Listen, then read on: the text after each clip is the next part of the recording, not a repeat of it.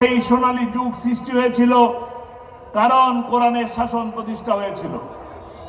আমরা সেই কোরআনই আছে, সেই আল্লাহই আছে, সেই এক আল্লাহই আছে এবং সেই একই কোরআন আছে। আমরা সেই কোরআনের শাসন যদি বাংলাদেশে প্রতিষ্ঠা করতে পারি তবেই আমাদের দেশের সকল বৈষম্য, সকল অশান্তি, সকল খুনের বিচার করা সম্ভব হবে।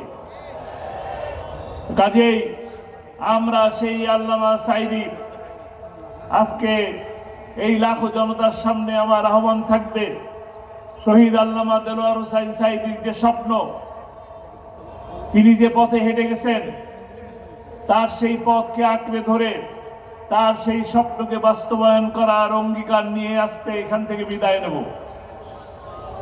তার স্বপ্ন ছিল কোরআনের রাজ প্রতিষ্ঠা করা। আমরা সেই কোরআনের রাজ প্রতিষ্ঠা করার অঙ্গীকার নিচ্ছি।